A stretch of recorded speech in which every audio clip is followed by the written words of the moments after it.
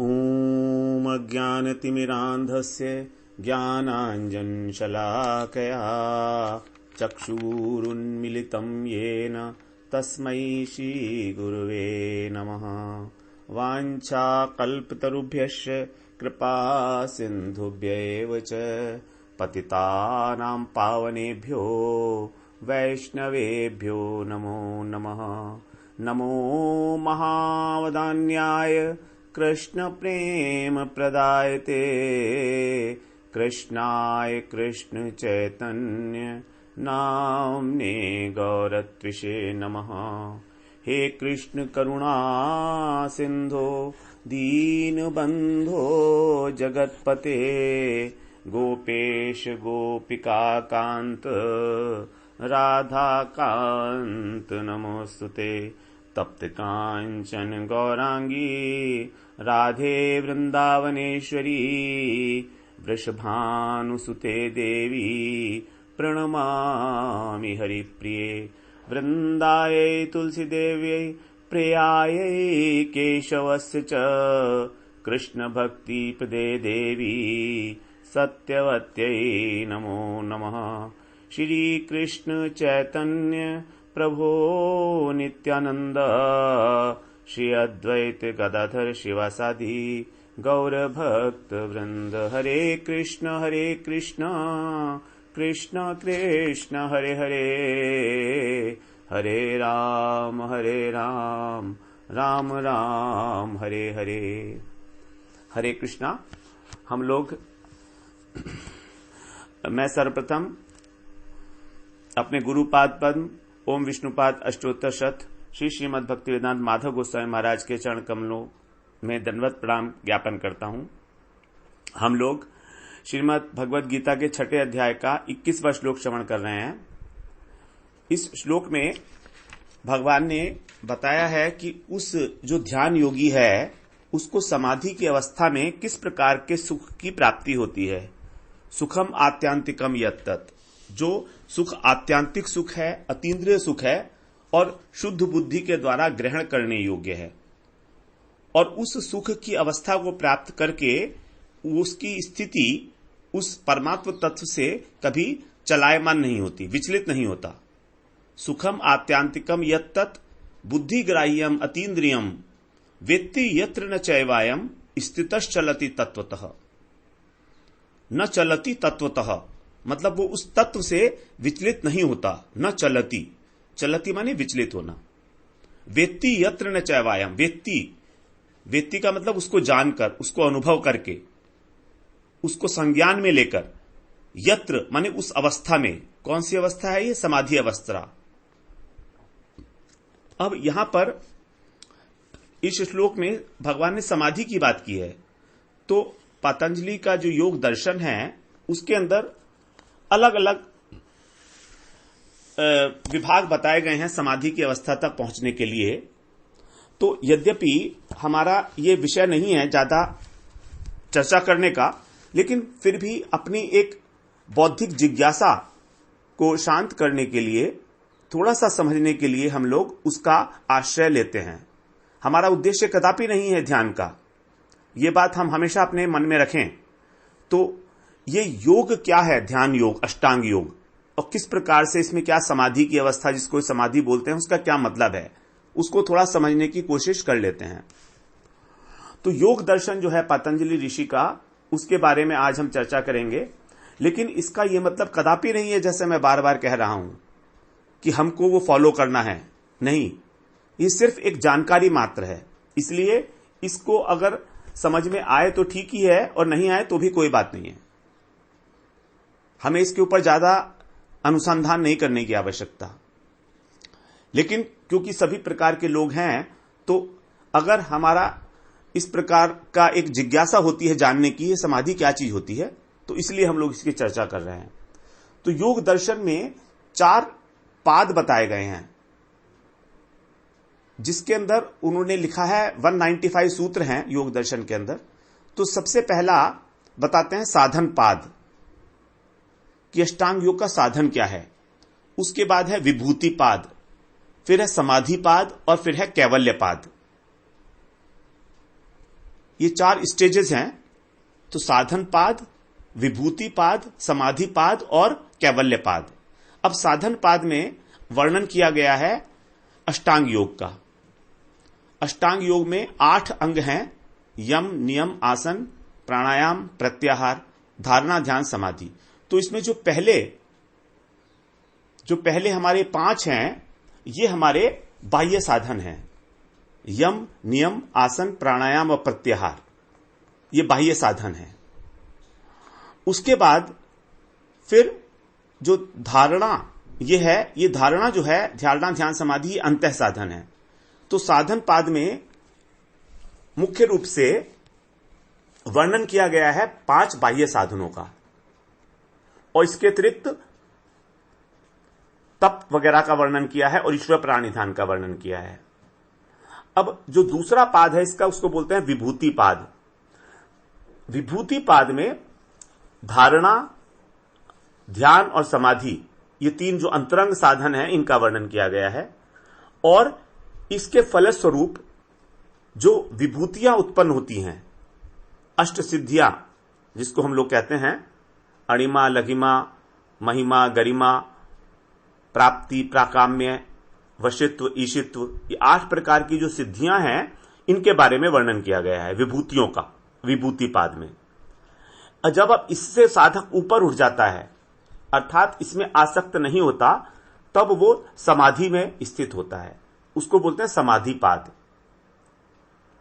तो समाधि पाद में समाधि के रूप बताए गए हैं, समाधि कितने प्रकार की होती है, जो चित्त है वो उसकी क्या क्या वृत्तियां होती हैं, चित्त वृत्ति। उसके बाद योग का लक्षण क्या है, चित्त वृत्ति निरोध, और समाधियों का सविस्तार वर्णन किया गया है। समाधि का मतलब क्या है, सम प्लस आधि, अर्थात जब चित्त आत्मा के अंदर समाहित हो जाता है, अर्थात केवल ध्येय वस्तु का भान रहता है, जिस विषय का ध्यान किया जा रहा है, सिर्फ वही वस्तु रहती है, उसको कहा गया है, उस अवस्था को समाधि। तो पहला पाद है हमारा साधन पाद, जिसमें 5 बाह्य साधनों का वर्णन हो गया, यम, नियम, आसन, प्राणायाम, प्रत्याहार। फिर विभूति पाद, जिसमें धारणा, ध्यान, समाधि का से उत्पन्न जो विभूतियां हैं, उनका वर्णन है। और फिर तीसरा है समाधि पाद, इसमें समाधि के भेद बताए गए हैं अलग अलग प्रकार के। और चौथा है लास्ट कैवल्य पाद, जब समाधि सिद्ध हो जाती है तब यह निर्णय होता है कि कैवल्य की प्राप्ति हुई है। कैवल्य का मतलब है केवल एक, केवल एक क्या, ध्येय वस्तु जिसका ध्यान किया जा रहा है। और अष्टांग योगी परमात्मा का ध्यान करता है। अब यह समाधि 2 प्रकार की मुख्यतः बताई गई है। वैसे तो बहुत सारे इसके वो बताए गए हैं भेद, लेकिन 2 प्रकार की मुख्यतः है समाधि, संप्रज्ञात समाधि और असंप्रज्ञात समाधि। संप्रज्ञात समाधि और असंप्रज्ञात समाधि। सम का अर्थ है सम्यक रूप से, अर्थात बिना किसी संशय के। प्र का अर्थ है प्रकृष्ट रूप से। ज्ञात का अर्थ है साक्षात्कार का होना। तो जो साक्षात्कार किसी भी संशय से रहित है और प्रकृष्ट है, स्पष्ट है, क्लियर है, उसको कहा गया है संप्रज्ञात समाधि। संप्रज्ञात समाधि में जो चित्त की एकाग्र दशा, जिसके बारे में हम लोग बात किया, चित्त की हम लोगों ने श्रवण की थी 5 प्रकार की दशाएं, मूढ़, क्षिप्त, विक्षिप्त, एकाग्र और निरुद्ध। तो इसमें जो चित्त की जो 5 अवस्थाएं हैं, उसमें जो चौथी अवस्था है जिसको बोलते हैं एकाग्र, तो ये जो एकाग्र अवस्था है चित्त की, ये कैसी है अवस्था, ये अविचल और अक्षुब्ध अवस्था है।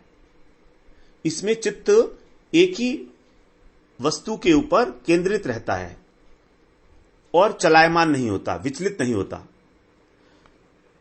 तो जब चित्त ध्येय वस्तु के ऊपर एक लंबे समय तक स्थिर हो जाता है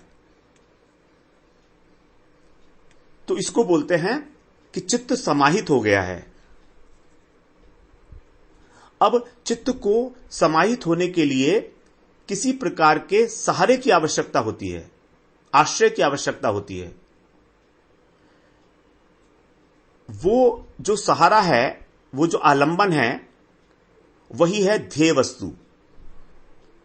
तो ध्येय वस्तु का अस्तित्व उसमें रहता है, क्योंकि जब चित्त एकाग्र किया जा रहा है, एकाग्र का मतलब है एक ही है अग्र। जब चित्त जो है एकदम एक हो गया है, जैसे सुई होती है, सुई का जो सबसे आगे का हिस्सा होता है नुकीला सबसे, उसको बोलते हैं हम एकाग्र होना। तो चित्त जो है सुई की भांति एकाग्र हो गया है। अब एकाग्र कहां हो गया है? एक वस्तु विशेष के ऊपर। तो इसका मतलब उस वस्तु का अस्तित्व रहेगा, यानी कि अगर ध्येय वस्तु परमात्मा है तो उसमें परमात्मा विषयक बुद्धि बनी रहेगी। अर्थात जब ध्यान किया जाता है समाधि अवस्था में तो 3 वस्तुएं होती हैं स्टार्टिंग में, ध्याता, ध्यान और ध्येय। ध्याता, ध्यान और ध्येय। ध्याता का मतलब जो ध्यान कर रहा है, ध्यान का मतलब ध्यान करने की प्रक्रिया, और ध्येय का मतलब है जिस वस्तु के ऊपर ध्यान किया जा रहा है। तो जब चित्त एकाग्र हो जाता है ध्येय वस्तु के ऊपर, तब कहा जाता है कि उस चित्त की वृत्ति आत्माकार हो गई है, अर्थात उसमें रजोगुण और तमोगुण का निरोध हो गया है, लेकिन उसमें सात्विक गुण का प्रकाश रहता है। सात्विक गुण का प्रकाश इसलिए रहता है क्योंकि ध्येय वस्तु भी उसमें विराजमान है, और तब उसको ध्येय वस्तु का साक्षात्कार होता है उस एकाग्र अवस्था में। इसे कहते हैं संप्रज्ञात समाधि। इस संप्रज्ञात समाधि की विशेषता है कि इसके अंदर जो ध्येय वस्तु है उसका ज्ञान रहता है। तो बुद्धि जो है वो ध्येय वस्तु से, विषय से संबंधित रहती है, उसके अंदर उसका आभास रहता है, उसकी जानकारी रहती है कि मैं ध्येय वस्तु का ध्यान कर रहा हूं। इसीलिए इसको कहा गया संप्रज्ञात समाधि। इसी समाधि को सबीज समाधि भी कहा जाता है या सविकल्प समाधि भी कहा जाता है। सबीज समाधि और सविकल्प समाधि अथवा संप्रज्ञात समाधि, ये सब टेक्निकल वर्ड्स हैं, इसमें ज्यादा जानने की जरूरत नहीं है। बस इतना ही समझें कि संप्रज्ञात समाधि में ध्येय वस्तु से संबंधित जो वृत्ति है चित्त की, वो विराजमान रहती है। तभी इसको बोला गया सबीज है वो, मतलब वो बीज वहां पर है। बीज का मतलब है वो ध्येय वस्तु। अभी वो बीज वहां से नहीं हटा है, ध्येय वस्तु वहां से तिरोहित नहीं हुई है ध्यान से, तभी उसका साक्षात्कार हो रहा है। अब ये वाली जो समाधि है संप्रज्ञात समाधि, इसको 4 प्रकार का बताया गया है। थोड़ा सा टेक्निकल होता जा रहा है विषय, क्योंकि योग दर्शन, योग सूत्र को समझना बड़ा मुश्किल है। मेरे को भी कुछ समझ में नहीं आता है। ये मैं आपको पहले ही बता दूं, ये मैं सिर्फ आपको बता रहा हूं जानकारी के लिए, जिससे हमें पता लग जाए कि क्या है उन लोगों का, जो ध्यान योगी हैं, उन लोगों का जो टारगेट है वो क्या है, उनके क्या विचार होते हैं। तो संप्रज्ञात समाधि, जिसको हमने बोला सबीज समाधि अथवा सविकल्प समाधि, ये भी 4 प्रकार की बताई गई है। जब ये समाधि अलग अलग प्रकार के भावों को धारण करती है। उन 4 अलग अलग भावों के अनुसार इसको 4 भागों में विभाजित किया। नंबर 1, वितर्कानुगत समाधि। वितर्क अनुगत, तो वितर्कानुगत समाधि अर्थात जो वितर्क के अनुगत है। इस केस में जो पंचोपासक हैं, पंचोपासक कौन होते हैं? जो 5 देवताओं की उपासना करते हैं। 5 देवता कौन कौन से हैं? वो सूर्य, गणेश, शिव, शक्ति और विष्णु। ये 5 देवताओं की उपासना करने वाले को बोलते हैं पंचोपासक। तो ये जो पंचोपासक हैं, ये जब अपने इष्ट देवता की मूर्ति के अंदर मन को लगाते हैं, चित्त को एकाग्र करते हैं, तो इनका जो मन है, इनकी जो चित्तवृत्ति है, वो उसमें लीन हो जाती है। और ये क्या करते हैं? जो पंच महाभूत हैं हमारे यहां शरीर में, स्थूल इंद्रियां हैं, तो स्थूल इंद्रियां और स्थूल विषय, इन पर ये अपने चित्त को स्थिर करके, और जो विषय वस्तु है अर्थात जो इनके इष्ट देव की मूर्ति है, उस मूर्ति के दिव्य स्वरूप का साक्षात्कार करते हैं।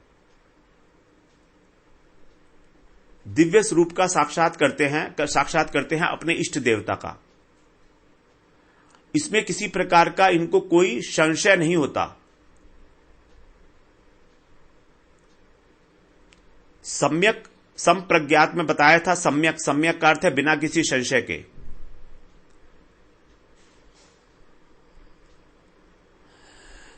तो ये उसके अंदर, क्योंकि ये मूर्ति के ऊपर एकाग्र होकर, चित्त को एकाग्र करके उसमें लीन कर रहे हैं अपने चित्त को बिना किसी संशय के, तो इसको बोल दिया गया है वितर्क अनुगत समाधि।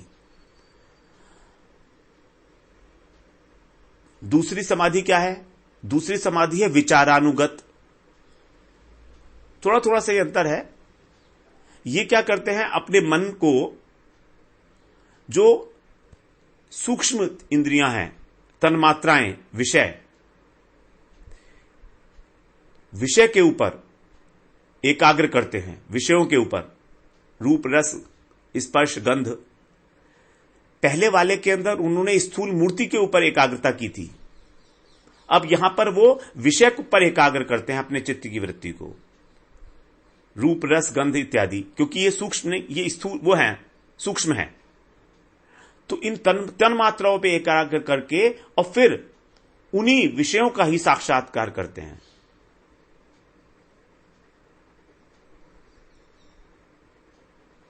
तो विषयों के ऊपर साक्षात करने के कारण इनका जो विचार है, इनकी जो भावना है, वो रहती है उसमें, और इसलिए उसको बोलते हैं विचारानुगत। ये विचार के लेवल पर है, थॉट के लेवल पर है। तीसरी है आनंदानुगत।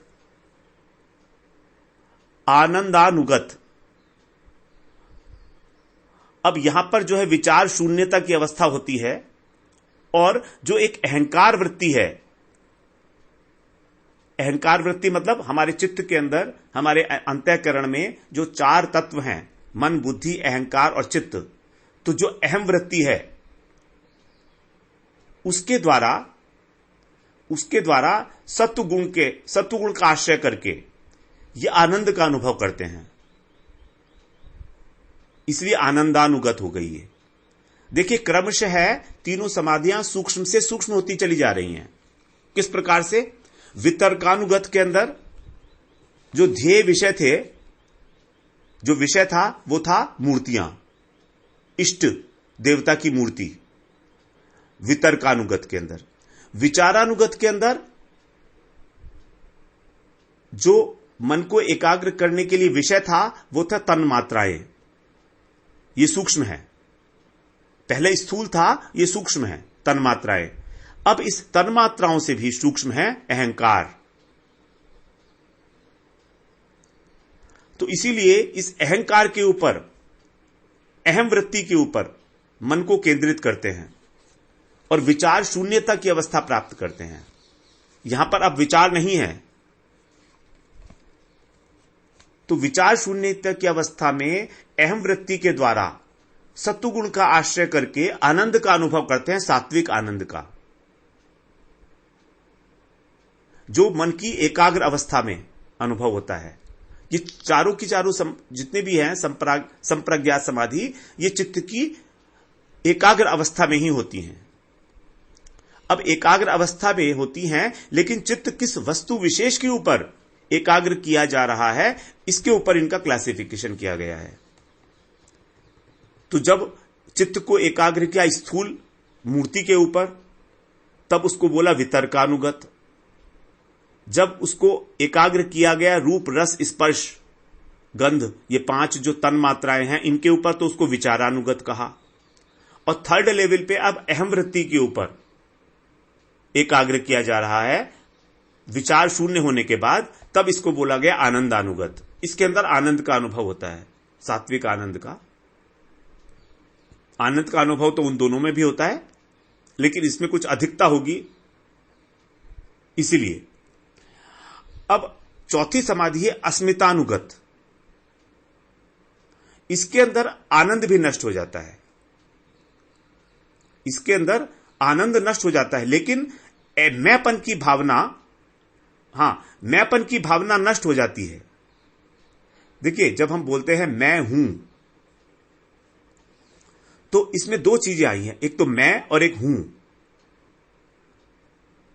तो यहां पर जो तीसरी समाधि थी आनंदानुगत, उसके अंदर मैं था, अहम वृत्ति थी, लेकिन अब अस्मितानुगत के अंदर मैं शब्द जो है, मैं की भावना नष्ट हो जाती है। अब ये और भी सूक्ष्म हो गई, लेकिन यहां पर अभी एक और भावना रहती है, अस्मि, मैं हूं, आई एग्जिस्ट। तो आई तो खत्म हो गया, लेकिन एग्जिस्टेंस की भावना रहती है, दैट समथिंग इज देयर। हूं बस अस्तित्व मात्र, इस अस्तित्व की जो भावना है उस ये शेष रह जाती है। इसी को बोला गया अस्मितानुगत।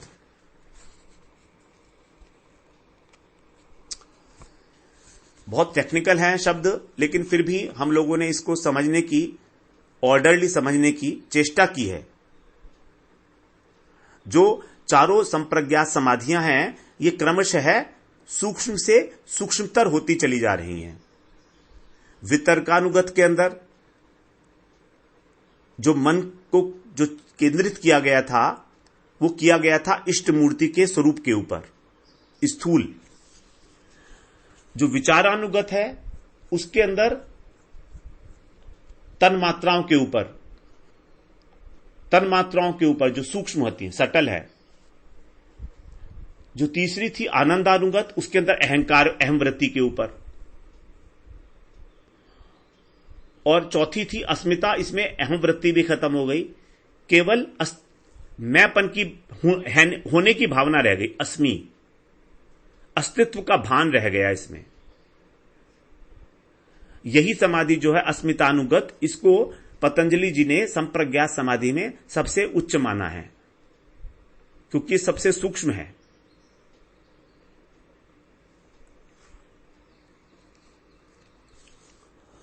तो संप्रज्ञात समाधि के अंदर सात्विक गुण रहता है, क्योंकि वहां पर चित्त ने अपनी चौथी अवस्था को प्राप्त किया है, उसको हम बोलते हैं एकाग्रता।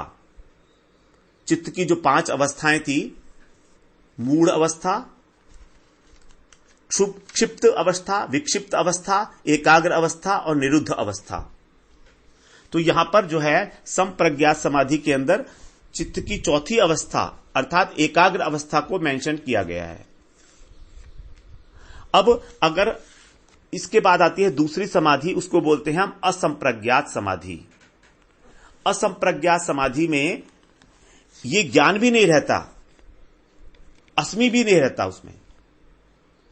अर्थात जिस वस्तु के अंदर ध्यान कर रहे हैं उसी के अंदर लीन हो जाता है सब कुछ।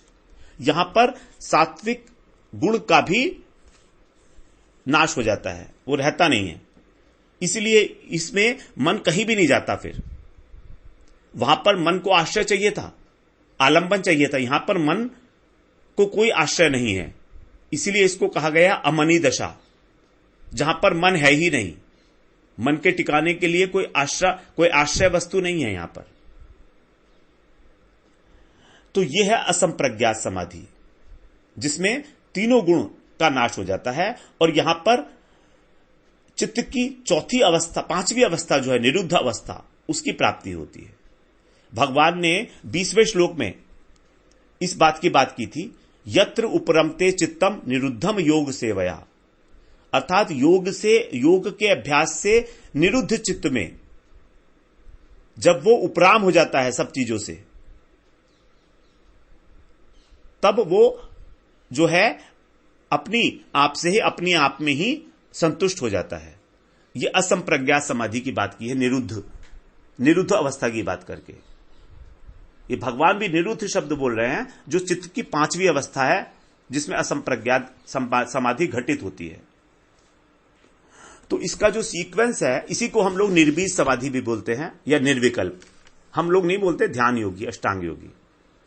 तो जो संप्रज्ञात से असंप्रज्ञात में जाने का जो क्रम है, वो ऐसे है कि संप्रज्ञात समाधि से बताते हैं वो कि प्रकृति पुरुष विवेक जागृत होता है, जिसको उन्होंने एक नाम दिया टेक्निकल, उसको बोलते हैं विवेक ख्याति, लेकिन हम इसको कहेंगे प्रकृति पुरुष विवेक, आत्म अनात्म विवेक। इसके बाद फिर वैराग्य का उदय होता है। अब जब वैराग्य का भी, जब उसके बाद फिर जो ये आत्म अनात्म विवेक है, इसका भी जो है निरोध हो जाता है, ये भी खत्म हो जाती है। उसके बाद फिर हमारी एक समाधि बोलते हैं, जिसको बोलते हैं वो लोग धर्ममेध समाधि। इस अवस्था पर जाकर परम वैराग्य की उत्पत्ति होती है। और उसके बाद फिर जितनी भी हमारी जो प्रज्ञा है, जो बुद्धि है, उसके अंदर जो संस्कार हैं, उन सब का नाश हो जाता है, पुराने संस्कारों का। चित्त के अंदर जितने भी संस्कार हैं, तब उसके बाद फिर कैवल्य की प्राप्ति बताई गई है। अर्थात कैवल्य का मतलब है कि जो ध्यानी है वो अपने शुद्ध स्वरूप में स्थित हो गया। यहां पर उसके दुखों की आत्यांतिक निवृत्ति हो जाती है और नित्य आनंद की प्राप्ति होती है, जिसके बारे में भगवान ने इसी श्लोक में बताया, सुखम आत्यांतिकम यत्तत् बुद्धिग्राह्यम अतीन्द्रियम। ये जो नित्य आनंद की प्राप्ति है, यही है वास्तव में निर्बीज समाधि। तो भगवान ने इस श्लोक में, 21वें श्लोक में और 20वें श्लोक में जिस समाधि की बात की है, यह है असंप्रज्ञात समाधि अथवा निर्बीज समाधि अथवा निर्विकल्प समाधि। यही है अंतिम दशा, जहां पर सत्वगुण, रजोगुण और तमोगुण ये तीनों शांत हो जाते हैं। इसके अंदर जो आत्मा है वो केवल दृष्टा के रूप में रहता है, साक्षी भाव में, चैतन्य रूप में, और कुछ नहीं रहता वहां पर। सारी वृत्तियां चित्त की निरुद्ध हो जाती हैं, मतलब रुक जाती हैं। किसी भी वृत्ति का कोई आलंबन, कोई आश्रय नहीं रहता।